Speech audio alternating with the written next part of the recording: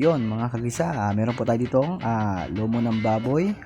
Meron po tayong bawang, star anise, pamintang pino. Yan po ang gagamitin natin. Yan, iprito po natin. Pero bago po natin iprito, pinahiran ko siya muna ng asin. Ilagay na po natin ang bawang, star anise,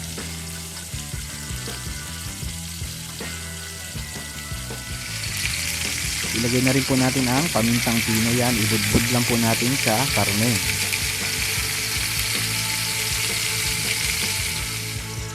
Ayan, okay na po mga kagisa. Hanguin na po natin.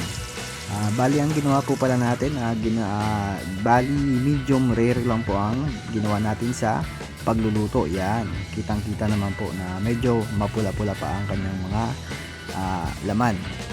Ayun, bali mga kagisa, wag po natin itapon yung bawang tsaka yung pinagprituhan po ng ating karne kanina.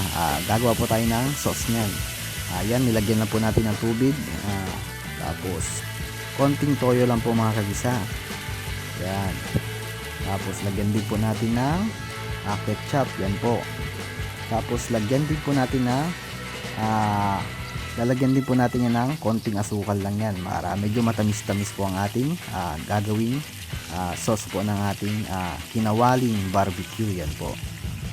Hintayin lang po natin, halu-haluin lang po natin at yan, malapit na pong maluto. At ang pinakahuli po dyan ay papatakan po natin ng papatakan lang po natin ng yan, kalamansi po. Yan. Tapos hanguin na din po natin agad. Saglit lang po, segundo lang. Yan po. Ilagay na po natin ang ginawa nating sauce sa ating kinawaling barbecue. Yan po. Napakasarap ng mga kagisa.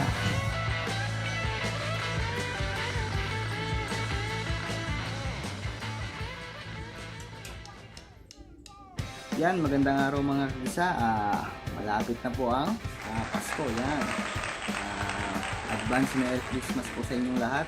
At Happy New Year na rin po mga kagisa. Yan, meron po tayo dito niluto ngayon na lomo ng baboy o tenderloin. Yan po, ginawa po natin siyang kawali style barbecue. Yan po ginawa natin mga kagisa. Yan, tikman na po natin mga kagisa.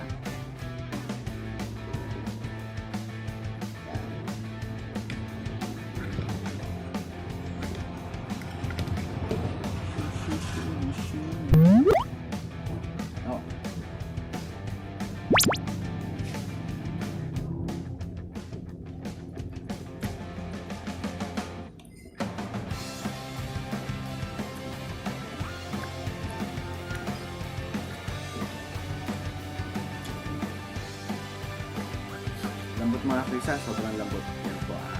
Ang ginawa po kasi natin dito ay medium rare lang po yung ginawa natin sa pagpiprito. Hindi siya masyadong so yan.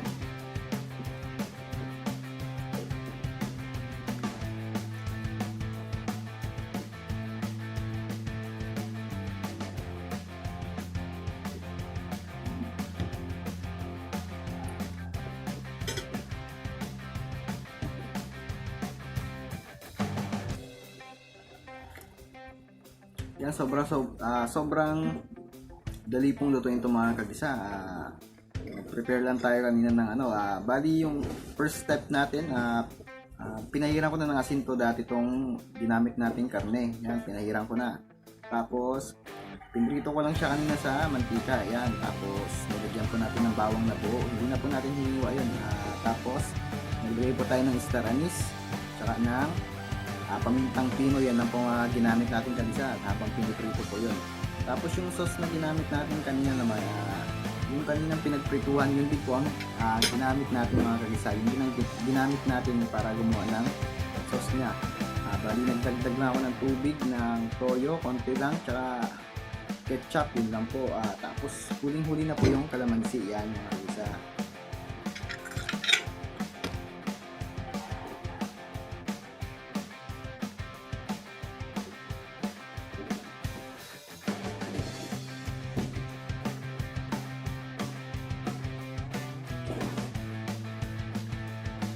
So ayan, December na mga kagisa. Sama-sama lang po mga kanilang bawat pamilya yan. ingat din po tayo. Pag-alis po ng bahay, huwag din kalimutan na may naiwan na kasaksak o kaya kailangan nakakandado po kasi puso rin po ang nakawan pag iniiwan ng bahay. Kaya mga isa, sana may meron kayo na bago natutunan sa ating niluto ngayong araw. Maraming salamat sa patuloy na dumadagdag sa ating subscribers. Yan po, may nadadagdagan naman tayo kahit paano mga kaisa. Maraming salamat sa patuloy pa rin sumusuporta at saka nanonood ng ating mga video. Walang sawa. Yan po. Kita-kita po tayo sa next video. Yan po. Magandang araw po sa inyo. Advance Merry Christmas and Happy New Year. At God bless you po mga kaisa.